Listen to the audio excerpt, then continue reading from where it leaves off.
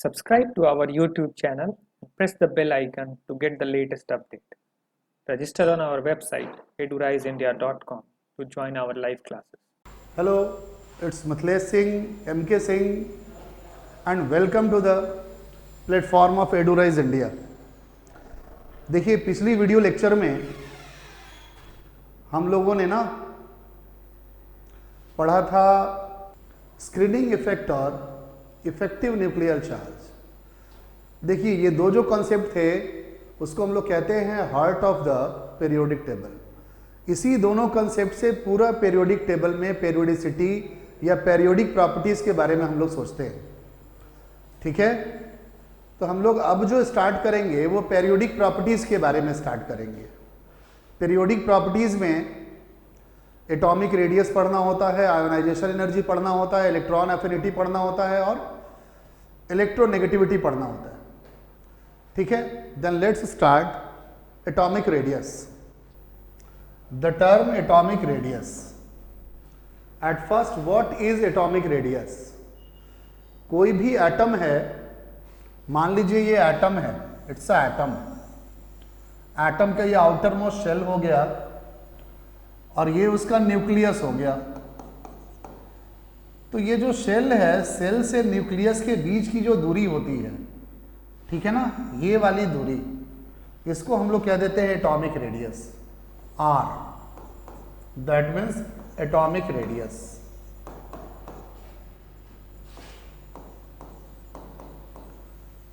Atomic radius, तो इसको define कैसे करेंगे हम लोग?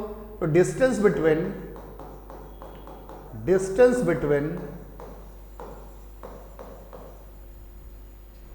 न्यूक्लियस,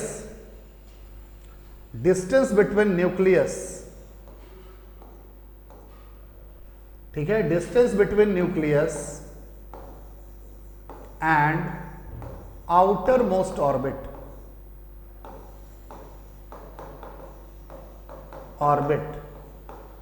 ठीक है, distance between nucleus and outermost orbit is called atomic radius. ठीक है, देखिए एटॉमिक रेडियस किस किस बातों पे डिपेंड करेगा, कौन कौन सा फैक्टर है जो एटॉमिक रेडियस को इफेक्ट करेगा? तो सबसे पहले तो स्क्रीनिंग इफेक्ट होता है और दूसरा होता है इफेक्टिव न्यूक्लियर चार्ज यानी जेड इफेक्टिव। आप जानते हैं जेड इफेक्टिव का मतलब, देखिए जेड इफेक्टिव कहीं भी अगर ज्यादा है तो इसका मतलब है न्यूक्लियस जो है आउटर मोस्ट इलेक्ट्रॉन को बहुत ही स्ट्रांगली अपनी तरफ अट्रैक्ट कर रहा है। ठीक है, और अगर जेड स्क्रीनिंग इफेक्ट अगर ज्यादा होगा तो वो क्या करेगा, आपस में ही रिपल्शन शुरू होगा इलेक्ट्रॉन का और वो साइज को बढ़ा देगा। आपस में अगर रिपेल होगा तो साइज बढ़ जाएगा। तो जैसे एज्यूम कर लेते हैं यहां पर एक और शेल है, इसमें इलेक्ट्रॉन्स है और यहां पर इलेक्ट्रॉन्स है। ठीक है, तो ये जो है जितना ज्यादा इनर शेल होगा उतना इनर इलेक्ट्रॉन होगा और उतना ही ज्यादा स्क्रीनिंग इफेक्ट होगा। स्क्रीनिंग इफेक्ट का मतलब होता है इलेक्ट्रॉनिक रिपल्शन, जो कि पिछले वीडियो में हम लोग डिस्कस कर चुके हैं। इलेक्ट्रॉनिक रिपल्शन जितना ज्यादा होगा उतना ही ज्यादा इसको एक्सपैंड कराएगा, साइज को एक्सपैंड कराएगा। और ये देखिए जेड इफेक्टिव किस पे डिपेंड करता है? फोर्स ऑफ अट्रैक्शन पे ना। जितना ज्यादा न्यूक्लियर चार्ज होगा यानी कि जितना ज्यादा एटॉमिक नंबर होगा उतना ही स्ट्रांगली वो क्या करेगा, इलेक्ट्रॉन को अपनी तरफ अट्रैक्ट करेगा। ठीक है, तो एटॉमिक रेडियस जो है डायरेक्टली किस पे डिपेंड कर रहा है? स्क्रीनिंग इफेक्ट और इफेक्टिव न्यूक्लियर चार्ज पे। ठीक है, तो एटॉमिक रेडियस याद रखिए, एटॉमिक रेडियस जो होगा डायरेक्टली प्रोपोर्शनल हो जाता है स्क्रीनिंग इफेक्ट।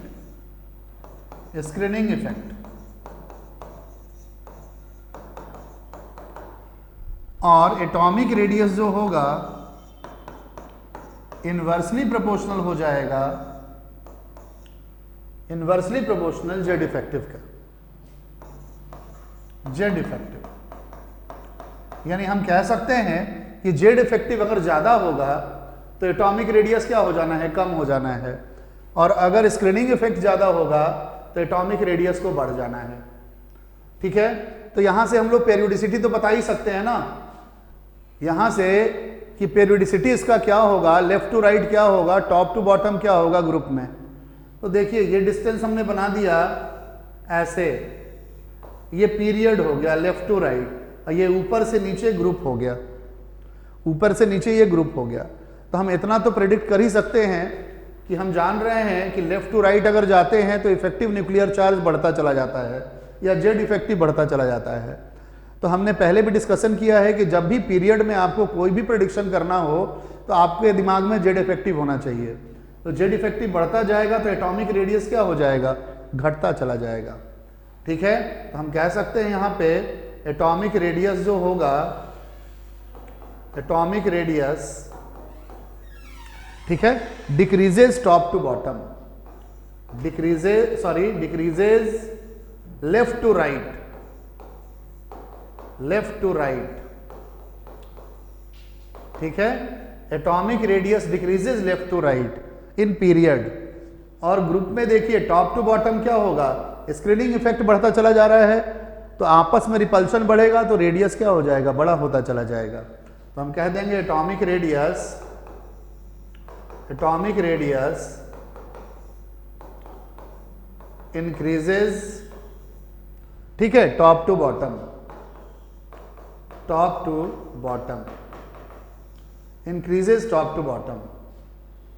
ठीक है, मेरा ख्याल है कि इसमें कोई प्रॉब्लम नहीं होना चाहिए, क्योंकि आपको पता ही है कि एटॉमिक रेडियस जो होगा घटेगा लेफ्ट टू राइट पीरियड में। क्यों घटेगा, इसलिए कि जेड इफेक्टिव बढ़ता चला जा रहा है, जेड इफेक्टिव बढ़ता चला जा रहा है, और स्क्रीनिंग इफेक्ट बढ़ता जाता है ग्रुप में, ऊपर से नीचे जाते हैं तो हम लोग, क्योंकि इनर शेल बढ़ रहा है तो एटॉमिक रेडियस क्या हो जाएगा, बढ़ता चला जाएगा। ठीक है, तो ये हमारा जनरल पेरियोडिसिटी हुआ, जनरल पेरियोडिसिटी एटॉमिक रेडियस का हुआ। अब जैसे मान लीजिए आपको एलिमेंट हमने दे दिया कि भाई आपके पास सोडियम है, मैग्नीशियम है, एल्यूमिनियम है, ठीक है, और मान लीजिए आपके पास क्लोरीन है, सोडियम, मैग्नीशियम, एल्यूमिनियम, क्लोरीन। पूछा जाए कि भाई एटॉमिक रेडियस का ऑर्डर इसमें क्या होगा, तो आप देखेंगे कि भाई जितने भी एलिमेंट्स हैं वो सारे थर्ड पीरियड के एलिमेंट्स हैं, सारा का सारा थर्ड पीरियड का एलिमेंट है। और थर्ड पीरियड में लेफ्ट टू राइट अगर हम लोग जाएंगे तो सबसे राइट में कौन पड़ेगा, क्लोरीन पड़ेगा। तो क्लोरीन का साइज क्या होगा, सबसे छोटा होगा। ठीक है ना, और सबसे राइट में कौन पड़े, सबसे लेफ्ट में कौन पड़ेगा, सबसे लेफ्ट अगर पीरियोडिक टेबल देख रहे हैं तो कौन पड़ेगा, सोडियम पड़ेगा। तो सोडियम का साइज सबसे बड़ा होगा। तो हम रेडियस अगर यहाँ पे कंपैरिजन करना है, atomic radius, atomic radius order बताना है, अगर रेडियस का ऑर्डर बताना है तो हम लोग कैसे बताएंगे भाई, सीधा ऐसे कर देंगे, सोडियम का ज़्यादा हो गया, उसके बाद मैग्नीशियम उसके राइट में आएगा, एल्यूमिनियम उसके राइट में आएगा, और क्लोरीन सबसे राइट में आएगा। तो ये हम लोग ऑर्डर बता देंगे। ठीक है, ये ऑर्डर हमारा हो जाएगा। देखिए, मगर एटॉमिक रेडियस का ना बहुत सारा एक्सेप्शंस भी होता है, बहुत सारे एक्सेप्शंस होते हैं। जैसे एक तो हमारा ये जो है जनरल ट्रेंड है, ये हमने बात की किसकी, जनरल ट्रेंड की बात की है, ये जनरल ट्रेंड है हमारा। ठीक है, बट दुनिया भर का एक्सेप्शंस है। जैसे नोबेल गैस जो होता है सबसे राइट में होता है ना, मगर उसका रेडियस जो होता है वो बड़ा होता है। ठीक है, चूंकि वो कंबाइंड स्टेट में तो कहीं होता नहीं है, और कंबाइंड स्टेट में नहीं होने की वजह से उसमें हम लोग वेंडरवाल रेडियस लेते हैं, वेंडरवाल रेडियस लिया जाता है। और याद रखिए वेंडरवाल रेडियस जो होता है ना वो सबसे बड़ा रेडियस होता है। ठीक है, तो वहां पे वेंडरवाल रेडियस लिया जाता है। और ऐसे भी आप जानते हैं कि जब ऑर्बिटल पूरी तरह से फिल्ड हो जाएगा, ऑर्बिटल पूरी तरह से फिल्ड हो जाएगा तो आपस में भी इलेक्ट्रॉनिक रिपल्शन बढ़ जाता है। सेम शेल का इलेक्ट्रॉन स्क्रीनिंग इफेक्ट जो प्रोवाइड करता है वो कितना करता है, 0.35 करता है ना। तो आपस में भी पूरी तरह से अगर फिल हो जाएगा तो सारे के सारे इलेक्ट्रॉन रिपेल करेंगे ना एक दूसरे को। तो रिपल्शन की वजह से स्क्रीनिंग कांस्टेंट का वैल्यू जो है वो बहुत ज़्यादा आ जाएगा। सारे इलेक्ट्रॉन मिलके एक इलेक्ट्रॉन को रिपेल कर रहे हैं, उस पर अगर इफेक्ट देखा जाए तो वहाँ पे रिपल्शन ज़्यादा हो जाता है। और ज़्यादा रिपल्शन की वजह से एटम जो होता है वो क्या हो जाएगा, एक्सपैंड कर जाएगा। तो कंप्लीटली फिल्ड ऑर्बिटल जहाँ भी होता है, कंप्लीटली फिल्ड ऑर्बिटल्स रहेंगे तो वहाँ पर रिपल्शन ज़्यादा होता है, जिसकी वजह से साइज एक्सपैंड कर जाता है।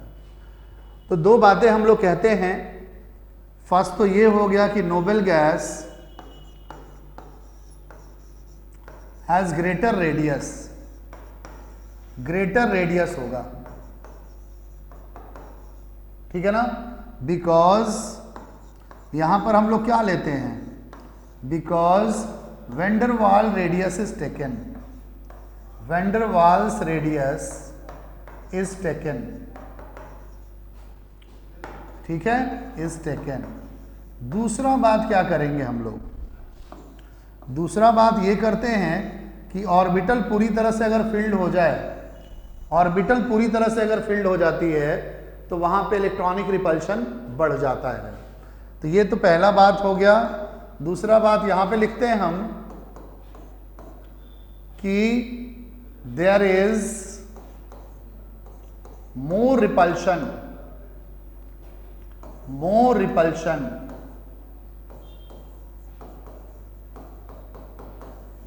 occur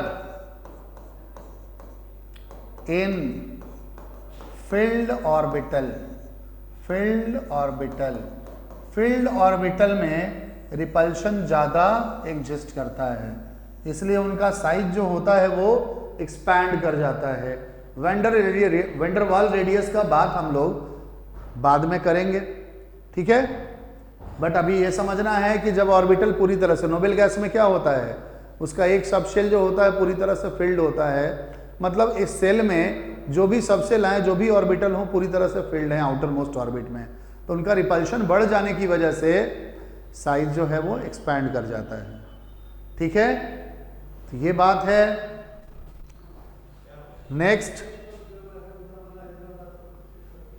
देखिए, इसमें ना आपको रेडियस का कंपैरिजन करना है, कंपेयर करना है एक दूसरे से। तो पीरियड में तो आप कंपेयर कर ही सकते हैं, जैसे हमने रेडियस यहां पे लिख दिया, लिथियम का लिख दिया, फिर बेरिलियम दे दिया, ठीक है, फिर कार्बन दे दिया हमने, फिर रैंडमली यहां पे दे दिया सोडियम दे दिया, फिर आपको दे दिया जा रहा है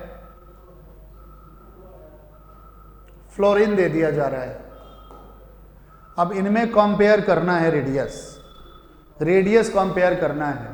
तो आप कैसे कंपेयर करेंगे रेडियस को, तो आप कंपेयर ऐसे करेंगे कि भाई देखिए ये सेकेंड पीरियड के एलिमेंट्स हैं, ये सारे जो हैं वो सेकेंड पीरियड के हैं, ये सारे सेकेंड पीरियड वाले हो गए, और ये जो है ना ये वाला, ये भी सेकेंड पीरियड का है, और ये जो है वो थर्ड पीरियड का है, थर्ड पीरियड का। अब हमने कंपैरिजन करना है, अब पेरियोडिसिटी से हम लोग चलेंगे। सबसे राइट में कौन आता है, फ्लोरीन आता है, तो सबसे कम रेडियस इसका हो जाएगा, और ये देखिए ये सबसे लेफ्ट में आएगा, उसके बाद इसका राइट ये हो जाएगा, इसका राइट ये हो जाएगा, ठीक है।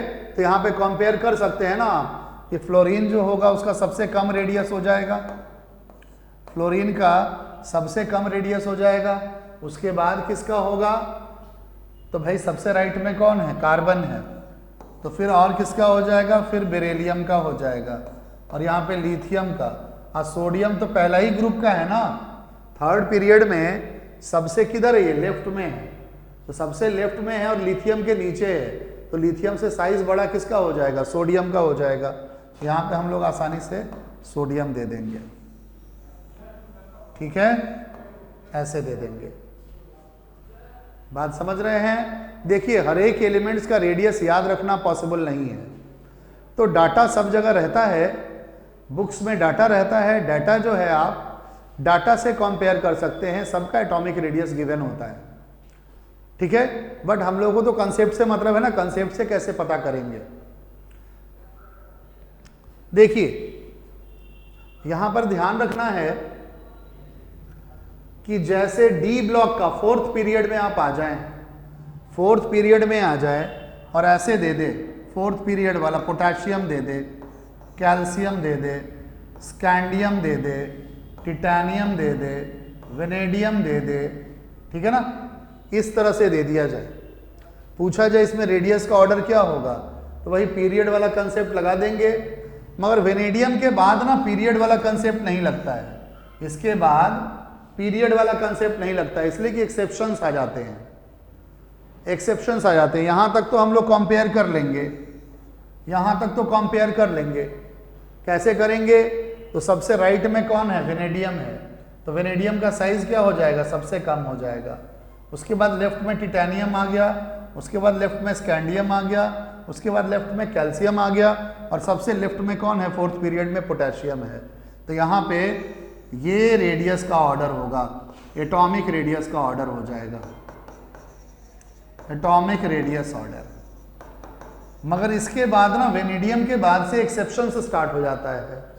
जैसे देखिए क्रोमियम हो गया, मैंगनीज हो गया, एफी, कोबाल्ट, निकेल, कॉपर, जेडन, ऐसा ले लेंगे, तो ये एक्सेप्शंस को शो करते हैं। अब देखिए जिंक इसमें सबसे राइट है, इसमें जिंक सबसे राइट में है, और जिंक का रेडियस सबसे ज़्यादा हो जाता है। इनमें अगर कंपेयर करेंगे हम लोग तो जिंक का रेडियस ज़्यादा हो जाता है, ठीक है ना, जिंक का ज़्यादा हो जाता है। हम लोग ऐसे लेते हैं स्कैंडियम, टिटैनियम, उसके बाद रेडियस हो जाता है जिंक का, फिर वेनेडियम, ऐसे करके आता है। तो यहाँ पे एक्सेप्शनल केसेस हैं, एक्सेप्शनल केस, एक्सेप्शंस हैं, इनका रेडियस ना नियरली सिमिलर होता है। तो ये तो आपको ऑर्डर ही देखना होगा, नियरली सेम होता है। तो इसमें क्या करना पड़ेगा भाई, एक एक करके सबका रेडियस देखना होगा कि रेडियस कितना है। तो देखिए हम लोग नेक्स्ट वीडियो में आते हैं, नेक्स्ट स्लाइड में आते हैं। यहाँ पे देखिए from right to left in period, scandium देखिए डी ब्लॉक के एलिमेंट्स का दिया हुआ है, ये डी ब्लॉक वाले एलिमेंट्स हैं, ठीक है ना। यहाँ पर थोड़ा सा कंपेयर कीजिए, देखिए इनका देखिए रेडियस सबसे ज़्यादा हो गया, सबसे लेफ्ट में है, उसके बाद उनसे कम किसका हो गया, टिटैनियम का हो गया। अब देखिए उसके बाद कौन आ गया, जिंक आ गया, जिंक आ गया। तो यहां पर देख रहे हैं कंपेयर कर रहे हैं, सबसे ज़्यादा स्कैंडियम का एटॉमिक रेडियस है, फिर टिटैनियम का है, उसके बाद जिंक का आ गया। अब देखिए वेनेडियम से उसके बाद वेनेडियम का आ गया। तो ये इतना तो फॉलो कर रहे हैं, ठीक है ना, स्कैंडियम टिटैनियम फॉलो कर रहा है, मगर जिंक देखिए पहले आ गया। यहां पर देखिए ये जो तीन हैं इनका radius nearly same, chromium, manganese, एफी, सेम रेडियस हो गया, यहां पे सेम हो गया एटॉमिक रेडियस। यहां पर देखिए थोड़ा सा घटा, यहां पे और थोड़ा सा घटा, और यहां पर देखिए थोड़ा सा बढ़ा, ठीक है। तो 1.7 1.17 कितने का आ गया, क्रोमियम, मैंगनीज, एफी और कॉपर का आ गया, ठीक है। इसमें सबसे कम रेडियस किसका हुआ, निकेल का रहा, स्मॉलेस्ट रेडियस हो गया इसका, स्मॉल रेडियस हो गया, ठीक है। तो याद रखना है ये। अब तो ये एक्सेप्शनल केसेस हैं, ठीक है, और इसमें याद रखना है कि बहुत बारी ऐसा होता है, इसका एक्सप्लेनेशन देना होता है कि क्यों ऐसा सेम आ गया। तो इसमें हम लोग एक्सप्लेनेशन देते हैं कि काउंटर बैलेंस हो जाता है, काउंटर बैलेंस हो जाता है। कौन, जैसे देखिए यहां से हम लोग जैसे ही आगे बढ़ रहे हैं डी में, n-1 डी में, देखिए n-1 डी में इलेक्ट्रॉन बढ़ रहा है, ठीक है, और साथ में प्रोटॉन भी बढ़ता चला जा रहा है।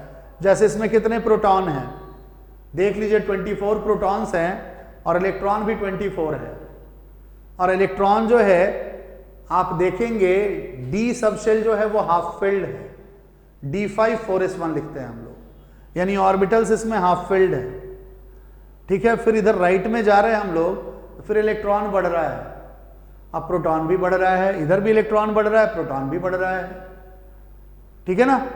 तो यहां पर आप ध्यान देंगे कि ये जब कंडीशन हो रही है तो उसमें होता क्या है कि थोड़ा सा इलेक्ट्रॉन बढ़ने से स्क्रीनिंग इफेक्ट बढ़ा, आपस में रिपल्शन बढ़ा, और इफेक्टिव न्यूक्लियर चार्ज भी बढ़ा चूंकि प्रोटॉन बढ़ा, ठीक है ना। मगर दोनों एक दूसरे को काउंटर बैलेंस कर लेते हैं। तो यहाँ पे हम लोग जो कारण देते हैं यहाँ पे वो यही कारण देते हैं, due to counter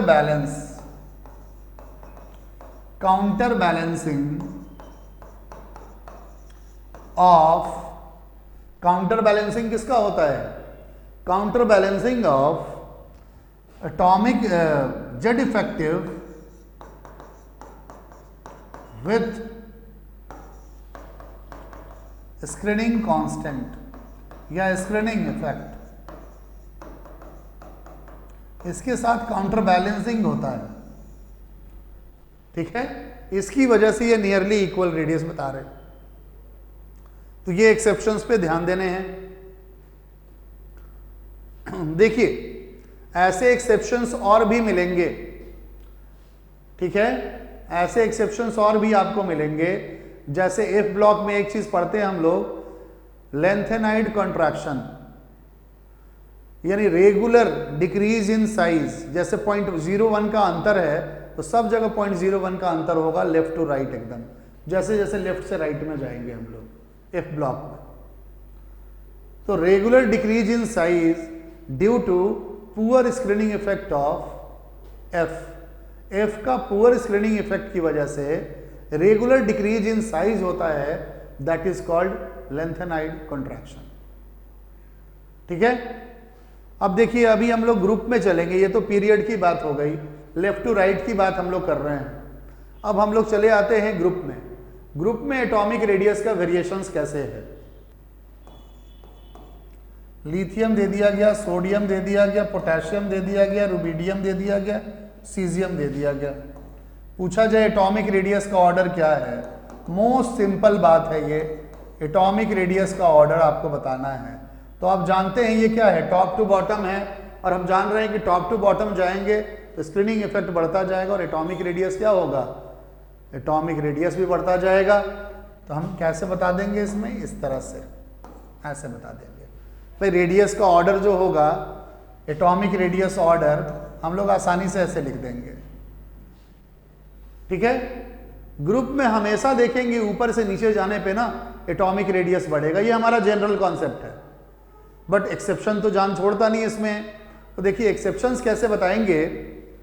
13th group में एक्सेप्शन है, 13th ग्रुप, इसमें एक्सेप्शन है। 13th ग्रुप के एलिमेंट्स कौन कौन है? बोरॉन है, एल्यूमिनियम, गैलियम, इंडियम और थैलियम, ये हैं हमारे एलिमेंट्स। ठीक है, तो इसमें देखिए जो रेडियस का ऑर्डर होता है, बोरॉन का तो सबसे कम हो जाएगा, सबसे ऊपर है, उसके बाद एल्यूमिनियम हो जाएगा, उसके बाद गैलियम हो जाएगा। ऐसा होना चाहिए था ना, टॉप टू बॉटम। हम लोग नीचे जाएंगे तो रेडियस बढ़ता जाएगा। बट ना एल्यूमिनियम का ज़्यादा रेडियस हो जाता है और गैलियम का कम हो जाता है।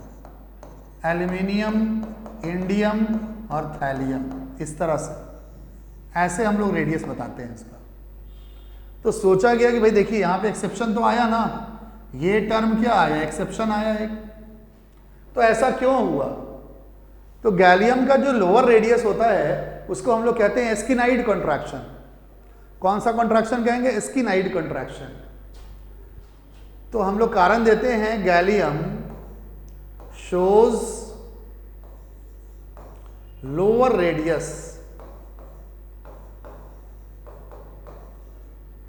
Radius then aluminium. इसको कहते हैं due to एस्किनाइड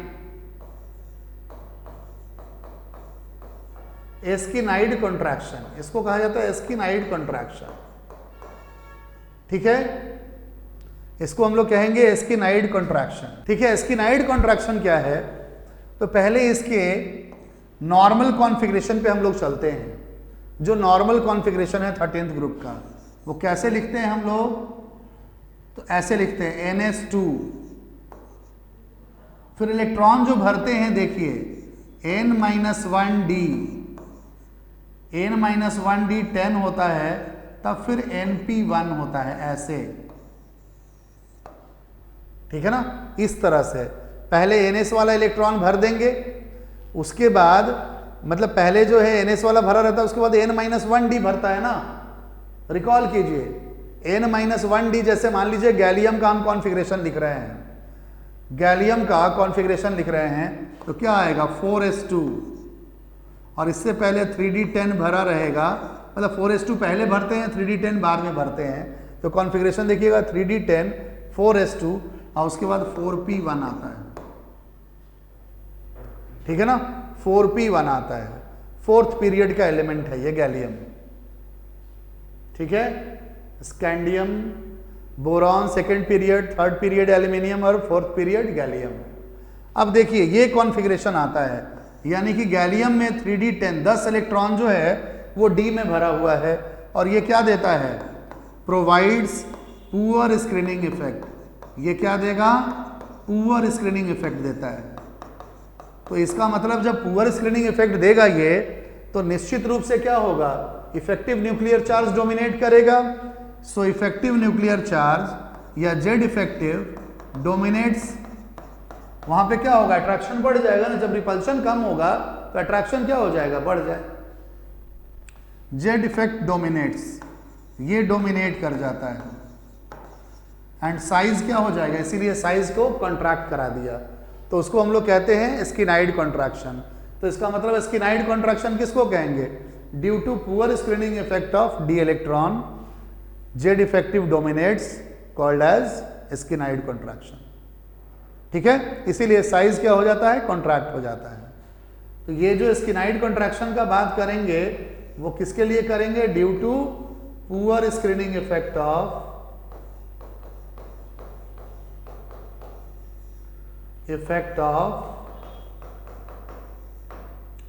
D electron,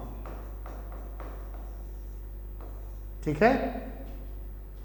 due to poor screening effect of D electron size becomes contracted called as scandide contraction, ठीक है।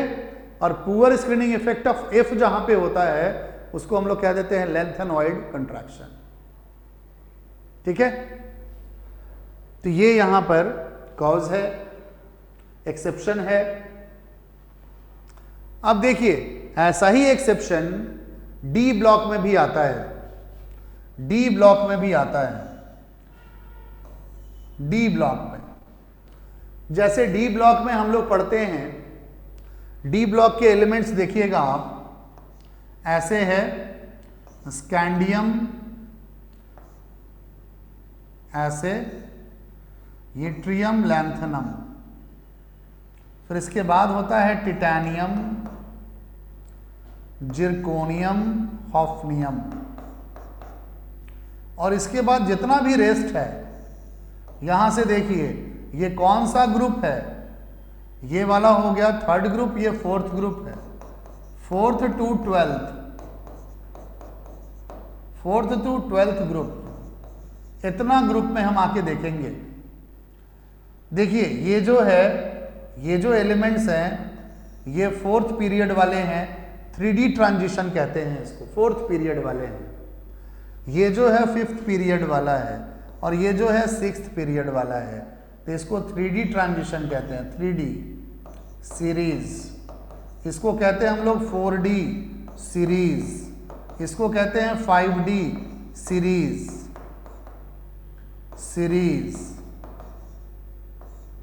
ठीक है, 5D series, 3D 4D 5D, देखिए ऊपर से नीचे जा रहे हैं।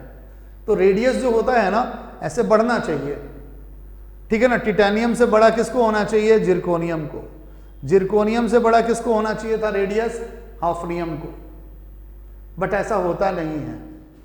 यहां पर साइज तो इंक्रीज करता है, यहां पे इंक्रीज करता है, मगर आप देखेंगे कि 5D सीरीज का एलिमेंट्स जो होता है ना उसका साइज, उसका रेडियस या तो 4D सीरीज के एलिमेंट्स के बराबर होगा या उससे छोटा हो जाता है, उससे छोटा हो जाता है।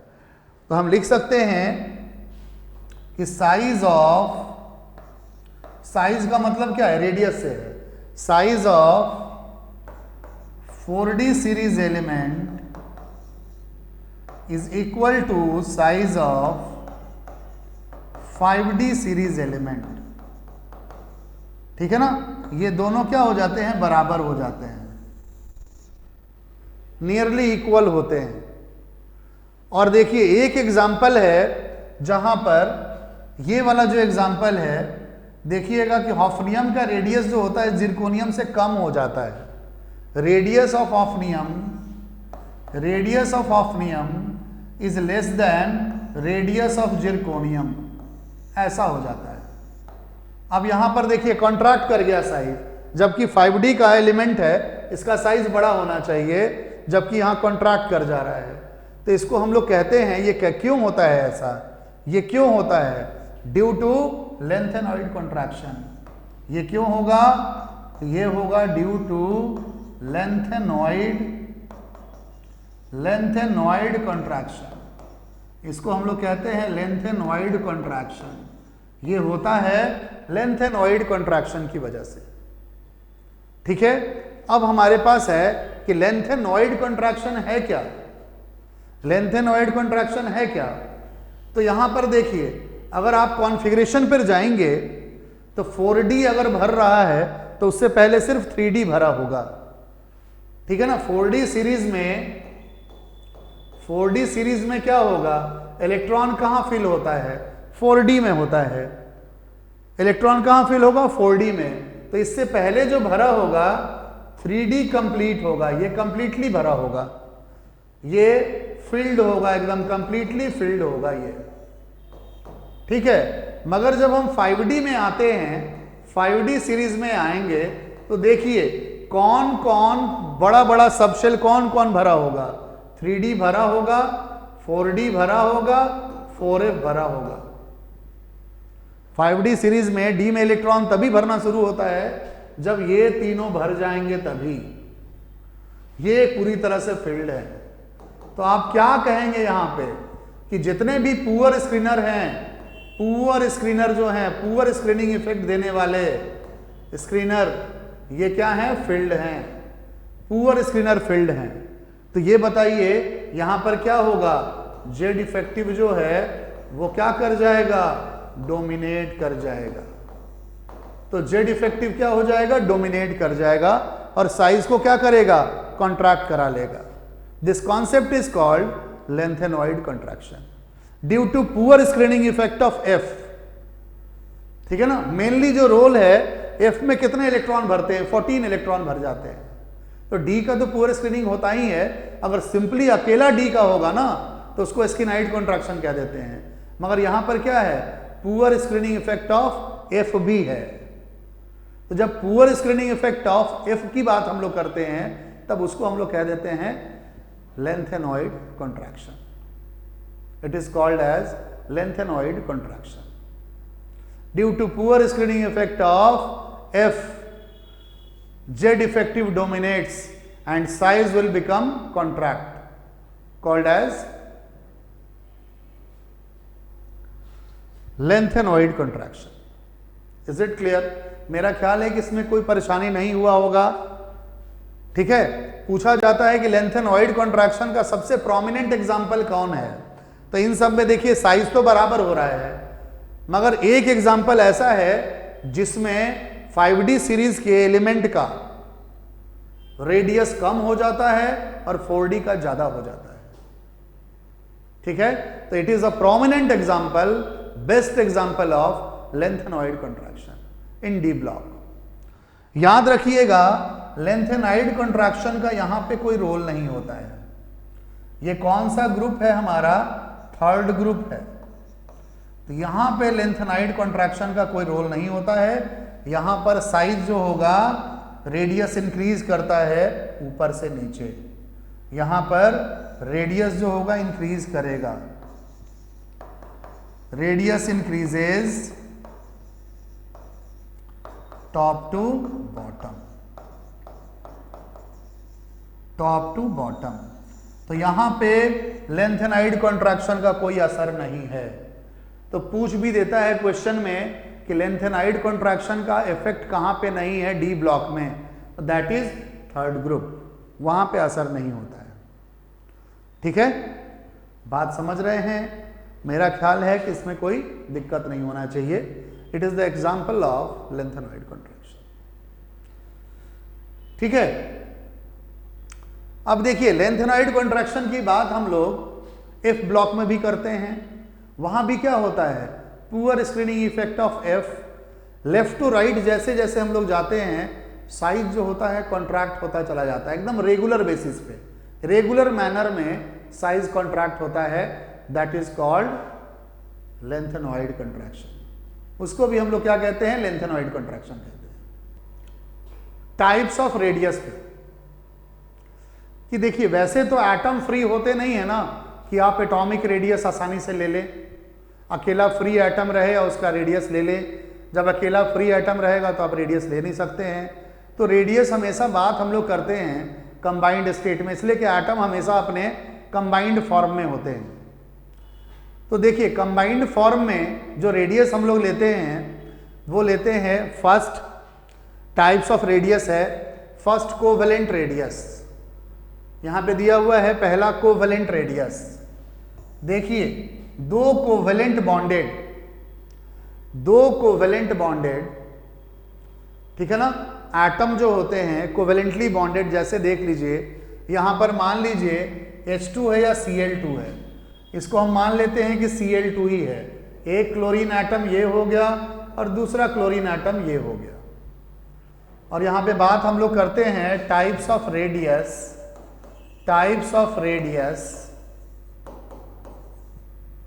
In combined state.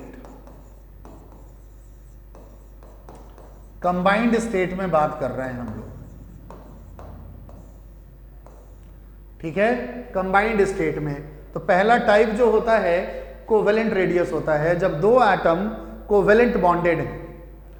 जब दो एटम कोवेलेंट बॉन्डेड होंगे तो हम इसको एज्यूम कर लेते हैं ये कोवेलेंट बॉन्ड बना हुआ है क्लोरीन क्लोरीन में। आपको अगर क्लोरीन क्लोरीन में बॉन्ड बनाना होता है तो कैसे बनाते हैं भाई, इसके आउटर मोस्ट में 7 इलेक्ट्रॉन्स होते हैं, ठीक है ना। दूसरा भी क्लोरीन है उसमें भी 7 इलेक्ट्रॉन्स हैं, 7 इलेक्ट्रॉन्स हैं। ऐसे हम लोग शेयर करा देते हैं, ओवरलैप करा देते हैं इन दोनों को, ओवरलैप से ऐसे बॉन्ड बन जाता है। तो वही बॉन्ड वहां पे दिखाया गया है कोवेलेंट बॉन्ड, ठीक है ना। तो दोनों सिमिलर एटम है यहाँ पे।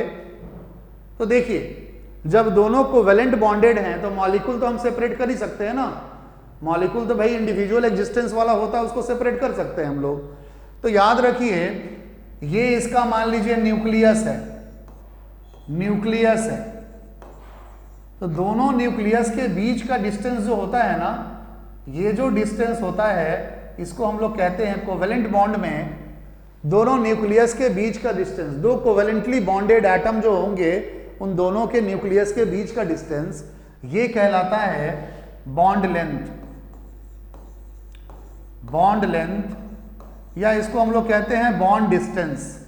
बॉन्ड लेंथ कहेंगे या बॉन्ड डिस्टेंस भी कहते हैं, इसको डी से इंडिकेट किया जाता है, ठीक है। तो इसी दोनों ये बॉन्ड लेंथ का जो बीच वाला पार्ट है ना, ऐसे एकदम सीधा चले आइए, ये जो पार्ट है इसी को हम लोग कह देते हैं कोवेलेंट रेडियस।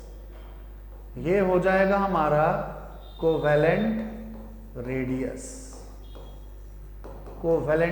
कहलाएगा। यानी इसको हम लोग कोवेलेंट रेडियस को ऐसे इंडिकेट करते हैं। ये हो गया बॉन्ड डिस्टेंस। अब बॉन्ड डिस्टेंस बाई 2 कर देंगे अगर, तो वो क्या हो जाएगा हमारा कोवेलेंट रेडियस हो जाएगा। तो दो सिमिलर एटम जो कोवेलेंट बॉन्डेड हैं उन दोनों के न्यूक्लियस के बीच का डिस्टेंस, ठीक है ना, कहलाएगा बॉन्ड लेंथ। अब बॉन्ड लेंथ का आधा जो होता है उसको हम लोग क्या कह देते हैं, कोवेलेंट रेडियस, ठीक है। मेरा ख्याल है कि इसमें कोई दिक्कत नहीं होना चाहिए, मगर याद रखिए दोनों सेम एटम से बने हुए मॉलिक्यूल होने चाहिए। ये मॉलिक्यूल कैसा होना चाहिए, एलिमेंट होना चाहिए, नॉट कंपाउंड। कंपाउंड नहीं होना चाहिए। जब कंपाउंड बनेगा ना तो उसके लिए एक अलग फॉर्मूला आता है जिससे हम लोग उसका बॉन्ड लेंथ निकालते हैं। क्योंकि हम लोग बाद में जाके पढ़ेंगे इलेक्ट्रोनेगेटिविटी, दो डिफरेंट एटम होंगे तो दोनों का सेम इलेक्ट्रोनेगेटिविटी नहीं होगा, निश्चित रूप से क्या होगा, दोनों का इलेक्ट्रोनेगेटिविटी का डिफरेंस होगा जो बॉन्ड लेंथ को अफेक्टेड करता है, ठीक है ना। तो यहाँ पे सिमिलर एटम की बात की जा रही है, यानी एलिमेंट की बात की जा रही है, ठीक है। सेकेंड हम लोग लेते हैं मेटालिक रेडियस। तो भाई मेटालिक रेडियस कहाँ लेंगे हम लोग, तो मेटालिक रेडियस लेते हैं मेटल्स में, ये मेटल्स में लेते हैं। देखिए मेटल्स जो होते हैं रूम टेम्परेचर पे ना अपना इलेक्ट्रॉन लूज कर देते हैं। जैसे सोडियम जो है सॉलिड है, सोडियम सॉलिड है, कैल्शियम सॉलिड है, वाई दे आर सॉलिड। तो ये सॉलिड इसलिए होते हैं कि इसमें कोवेलेंट मेटेलिक बॉन्ड होता है। इसमें कौन सा बॉन्ड होता है? मेटेलिक बॉन्ड होता है। मेटेलिक बॉन्ड किसको कहते हैं? तो देखिए ये दोनों जो है मेटल एटम है, ये भी मेटल एटम है, ये भी मेटल एटम है, ये सब मेटल एटम्स हैं, ठीक है। आपस में मेटेलिक बॉन्ड बना हुआ है, ठीक है ना। इसकी वजह से दोनों बहुत ही क्लोज हैं। तो metals they are combined with, हम लोग मेटेलिक बॉन्ड की बात करेंगे जब बॉन्डिंग की बात होगी, उस समय मेटेलिक बॉन्डिंग की बात होगी। दे आर कंबाइंड विथ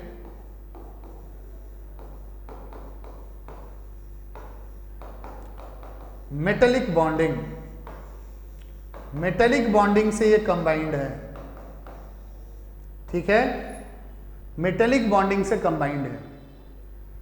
तो मेटेलिक बॉन्डिंग से जब कंबाइंड है ये जब मेटेलिक बॉन्डिंग से कंबाइंड है तो जो सबसे नेबर वाला जो एटम होगा ना, जो सबसे नजदीक वाला एटम होगा, दो एटम अगर मान लो 5-7 एटम जुड़े हुए हैं तो सबसे क्लोज वाले 2 एटम होंगे कि नहीं? मेटेलिक जो क्रिस्टलाइन उसका स्ट्रक्चर होगा उसमें 2 एटम सबसे क्लोज वाले होंगे। दोनों के न्यूक्लियस का आधा डिस्टेंस, हाफ डिस्टेंस, ठीक है ना, उसी को हम लोग कह देंगे, दोनों के न्यूक्लियस के डिस्टेंस को क्या कह देंगे? d, और d/2 कर देंगे तो वो क्या आ जाएगा? मेटेलिक रेडियस आ जाएगा, ठीक है। d/2 कर देंगे तो ये मेटेलिक रेडियस आ गया। और सबसे ये जो दोनों एटम हैं ये कैसे एटम्स हैं? तो ये याद रखिए दोनों एटम्स जो हैं, ये दोनों एटम्स ये सबसे नेबर वाले हैं, नियरेस्ट एटम है, नियरेस्ट एटम, ठीक है। अब जैसे मान लीजिए मेटेलिक बॉन्ड बना हुआ है ऐसे, ये एटम बन गया ऐसे ऐसे जुड़ा हुआ है, ठीक है ना, एटम्स। फिर देखिए इसी एटम से एक एटम इधर जुड़ा हुआ है, ठीक है, एक एटम यहाँ पर है, एक एटम यहाँ पर है। तो ऐसा थोड़ी ना है कि इन दोनों का रेडियस हम लेंगे, इन दोनों का न्यूक्लियस के बीच का डिस्टेंस लेंगे, नहीं, ये रॉन्ग हो जाएगा। तो जो सबसे क्लोज है इसका, मान लीजिए इसका सबसे, हम एज्यूम कर लेते हैं कि ये सबसे क्लोज है, ये दोनों सबसे क्लोज एटम है, तो ये दोनों का जो बीच का डिस्टेंस हुआ इसको क्या कह देंगे? d कह देंगे। और मेटेलिक रेडियस जो होगा वो क्या हो जाएगा? d/2 हो जाएगा। एटम तो बहुत सारे होंगे ना, एक एटम से बहुत सारा, इस एटम से जुड़ा रहेगा, मगर ये नहीं कि यहाँ एक एटम है, एक यहाँ एटम है, दोनों के बीच का डिस्टेंस दे रहे, नहीं, जो सटा हुआ सबसे क्लोज एटम है, सबसे नेबर वाला है। तो या मान लीजिए नेबर वाला ये हो सकता है, नेबर वाला ये भी हो सकता है, इसको भी मान लेते हैं नेबर है। तो ये भी डिस्टेंस कितना होगा? d ही होगा, ये भी d होगा, ये भी d होगा, और d/2 कर देंगे हम लोग तो वो क्या हो जाएगा? Metallic radius. इसका मतलब है कि हम इसको डिफाइन कैसे करेंगे? It is half distance between nuclei of two neighbour metal atom, ठीक है, टू नियरेस्ट नेबर एटम, ठीक है, उसी को कह देंगे मेटेलिक बॉन्ड। मेरा ख्याल है इसमें कोई दिक्कत नहीं होना चाहिए। और ये याद रखिए कि मेटल्स तो ऐसे ही क्रिस्टलाइन होते हैं, तो क्रिस्टलाइन स्ट्रक्चर में ही, अब ये नहीं कि इसको वेपर में ले चले गए और वेपर में एटम्स अलग अलग हो गए तो उसके बाद हम मेटेलिक रेडियस निकाल रहे हैं, नॉट। ये कहाँ पे बात करेंगे हम लोग? जब वो परफेक्ट क्रिस्टलाइन स्ट्रक्चर में प्रेजेंट होगा, तब जो 2 एटम सबसे नियरेस्ट होंगे, दोनों के न्यूक्लियाई के डिस्टेंस का हाफ डिस्टेंस जो होगा, that is called metallic radius, ठीक है। अब देखिए नेक्स्ट है वेंडरवाल्स रेडियस। वेंडरवाल्स रेडियस किसको कहेंगे? What is van der Waals radius? देखिए यहां पर ना I2 मॉलिक्यूल बनाया गया है, I2, it's I2, iodine molecule, ठीक है। तो देखिए 2 आयोडीन है यहां पे, ये दोनों कोवेलेंट बॉन्ड से जुड़े हुए हैं। तो ये वाला जो डिस्टेंस दोनों के न्यूक्लियस के बीच का डिस्टेंस है, इसको हम क्या कह देंगे? बॉन्ड लेंथ है। ये क्या है? बॉन्ड लेंथ है, ठीक है ना। और बॉन्ड लेंथ जो होगा इसको हम लोग क्या कहते हैं, डी होता है। तो कोवेलेंट रेडियस की अगर बात करेंगे, सी आर कोवेलेंट रेडियस, तो ये हो जाएगा d/2, ये कोवेलेंट रेडियस हो गया। बट हम लोग को वेंडरवाल रेडियस को बात करना है ना। तो देखिए वेंडरवाल रेडियस कैसे लेते हैं, तो यहां से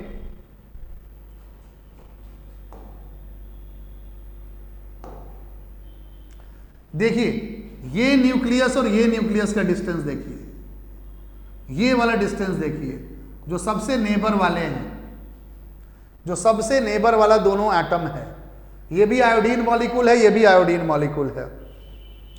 तो जब आयोडीन एकदम परफेक्टली क्रिस्टलाइन स्ट्रक्चर में है, जब परफेक्टली मतलब सॉलिड स्टेट में लेना है उसको, जैसे हम लोग वेंडरवाल रेडियस की बात करते हैं, इसके लिए बात करते हैं हम लोग फॉर गैस के लिए बात करते हैं ज्यादातर। मगर एक ही ऐसा मॉलिक्यूल होता है आयोडीन जो कि सॉलिड स्टेट में पाया जाता है, और उसमें जो होता है ना वेंडरवाल फोर्स ऑफ अट्रैक्शन की वजह से वो पाया जाता है।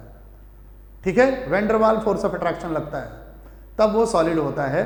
तो यहाँ आयोडीन की बात कर रहे हैं, परफेक्टली सॉलिड की बात कर रहे हैं हम लोग। अभी गैस की बात करेंगे, मगर यहाँ पे ध्यान दीजिए कि ये दो सबसे नजदीक वाले मॉलिक्यूल हैं आयोडीन के, दोनों सबसे नजदीक वाले मॉलिक्यूल हैं।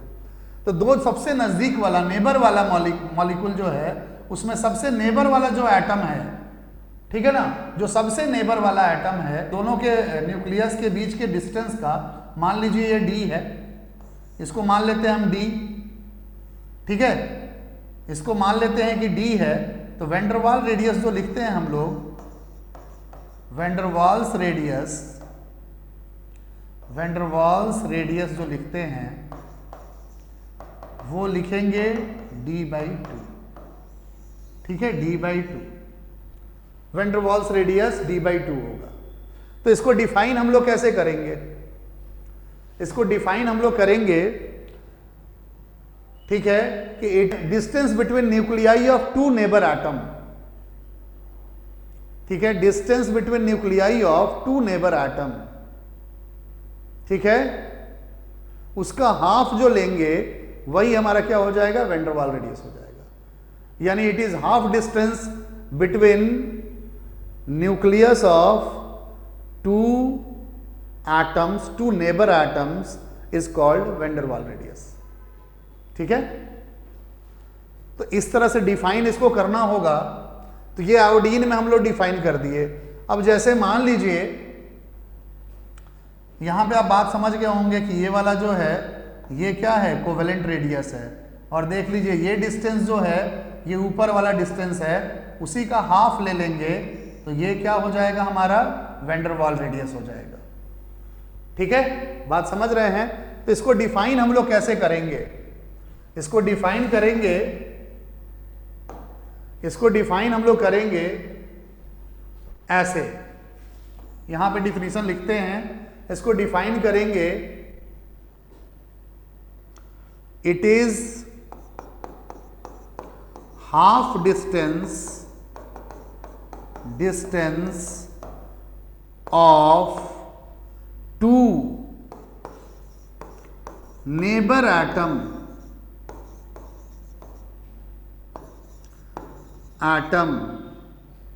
it is half distance between two neighbor atom in its crystalline structure।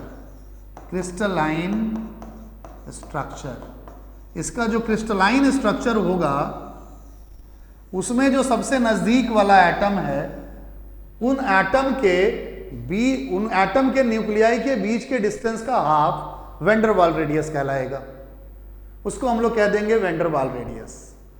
अब बात यह हो रही है कि आयोडीन तो नेचुरली जो है सॉलिड होता है, आयोडीन नेचुरली सॉलिड है, मगर मान लीजिए अगर गैस की बात की जाए, तो गैस की बात की जाए, जैसे मान लीजिए वेंडरवाल रेडियस आपको CO2 का निकालना है, CO2 का निकालना है, तो सबसे पहला काम हमने क्या करना है कि CO2 को ना पहले क्रिस्टलाइन बना लेना है। आपको पता है ड्राई आइस का तो नाम सुना ही होगा आपने, -44 डिग्री सी पर CO2 क्या होता है, सॉलिड होता है। ठीक है ना, तो उसको परफेक्टली पहले गैस को क्रिस्टलाइन बना लेना पड़ेगा आपको। Perfectly crystalline. वो कैसे बना सकते हैं? हाई प्रेशर और लो टेम्परेचर करके किसी भी गैस को हम लोग सॉलिड बना सकते हैं। तो ये सॉलिड क्रिस्टल ले लिया गया CO2 का, ये क्या है? सॉलिड क्रिस्टलाइन ले लिया गया, सॉलिड क्रिस्टलाइन। अब देखिए इसमें दो एटम खोज लेंगे जो सबसे नजदीक वाला है, यही दोनों एटम सबसे नजदीक वाला है ना, तो इन दोनों के न्यूक्लियस का आधा डिस्टेंस, इसी को हम लोग क्या कह देंगे? वैंडरवाल रेडियस, वैंडरवाल्स रेडियस, इसी को हम लोग कह देंगे der Waals radius. Is it clear? मेरा ख्याल है कि अच्छे से आप इस बात को समझ गए होंगे कि वैंडरवाल रेडियस कैसे लेंगे। वैंडरवाल रेडियस गैस के केस में लेते हैं हम लोग, या ये तो नेचुरली अकरिंग सॉलिड है, ठीक है ना, यहां पर भी वैंडरवाल रेडियस लेते हैं, मगर जब भी लेंगे क्रिस्टलाइन में लेंगे। किसी गैस का अगर वैंडरवाल रेडियस लेना है तो उसको पहले क्रिस्टलाइन बनाना पड़ेगा, उसके बाद देखेंगे दो जो सबसे नजदीक वाले एटम्स हैं उन दोनों के न्यूक्लियस के बीच का डिस्टेंस का हाफ, वो क्या कहलाएगा? वैंडरवाल्स रेडियस कहलाएगा, ठीक है, उसको हम लोग कह देंगे वैंडरवाल्स रेडियस। ठीक है, देखिए यहां पे लिखा हुआ है van der Waals radius is equal to half into internuclear distance between the nuclei of two neighbouring atoms belonging to the nearest molecule. तो ऑब्वियस सी बात है नियरेस्ट मॉलिक्यूल में ही नेबरिंग एटम हो सकते हैं, जो नियरेस्ट मॉलिक्यूल होगा उसी में नेबरिंग एटम हो सकते हैं। तो इसी तरह से हम लोग वैंडरवाल के बारे में डिफाइन करते हैं। और देखिए किसी भी एटम के लिए हम तीनों रेडियस ले सकते हैं, वैंडरवाल रेडियस, कोवेलेंट रेडियस और मेटालिक रेडियस। तो देखिए ऑर्डर किसी एक एटम के लिए अगर लेते हैं हम लोग फॉर अ सिंगल एटम, ठीक है ना, फॉर अ सिंगल एटम अगर लेते हैं तो याद रखिए ऑर्डर ऑफ रेडियस जो होता है ना, ऑर्डर ऑफ रेडियस ये सबसे ज्यादा किसके लिए होता है? वैंडरवाल रेडियस सबसे ज्यादा आएगा उसका। जैसे आयोडीन में आप देख रहे थे ना, कोवेलेंट रेडियस भी था और कोवेलेंट रेडियस और वैंडरवाल रेडियस दोनों ही था उसमें। उसी तरह से उसका हम मेटालिक रेडियस भी ले सकते हैं, परफेक्टली उसका कोई क्रिस्टलाइन स्ट्रक्चर बना के, आयनिक स्ट्रक्चर बना के, आयनिक स्ट्रक्चर में एग्जिस्ट करता है, ऐसी बात नहीं है आयोडीन, तो उसमें हम मेटालिक रेडियस भी ले सकते हैं। ठीक है, तो वैंडरवाल्स रेडियस ये सबसे ज्यादा होता है, रेडियस सबसे ज्यादा होता है। उसके बाद उस एटम का अपना मेटालिक रेडियस होता है, और सबसे जो छोटा रेडियस होता है वो होता है कोवेलेंट रेडियस, कोवेलेंट रेडियस। तो कंबाइंड स्टेट में हम लोग ऐसे ही रेडियस लेते हैं, ठीक है, van der Waal radius, metallic radius and covalent radius. देखिए इसके साथ आपका जो है ना रेडियस टर्म समाप्त हो रहा है। अब एक रेडियस हम लोगों को पढ़ना है, वो रेडियस है आयोनिक रेडियस, ठीक है, the radius is called ionic radius. तो हम लोग उसके बारे में पढ़ लेते हैं। एक रेडियस आपको पढ़ना है वो है आयोनिक रेडियस, जो कि अगली वीडियो में हम लोग पढ़ेंगे, क्योंकि बहुत ही इंपॉर्टेंट होता है आयोनिक रेडियस, बहुत बारी उससे क्वेश्चन पूछा जाता है। ठीक है, देखिए आज का वीडियो यहीं पे खत्म करते हैं। Subscribe to our YouTube channel and press the bell icon to get the latest update. Register on our website eduriseindia.com to join our live classes.